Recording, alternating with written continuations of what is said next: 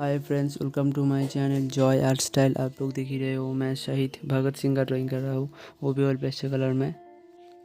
और फ्रेंड्स, मेरा ये कहना है कि अगर आपको ड्राइंग करना अच्छा लगता है तो आप डेली प्रैक्टिस करिए। वो कोई भी ड्राइंग हो, वाटर कलर हो, पेस्टल कलर हो या फिर रियलिस्टिक हो, आप उस ड्राइंग में कुछ नया नया इम्प्रूव करिए और देखना आपका ड्राइंग बहुत ही अच्छा लगेगा। और मेरा कहना है कि आप डेली प्रैक्टिस करिए, डेली ड्राइंग करिए अगर आपको ड्राइंग करना अच्छा लगता है।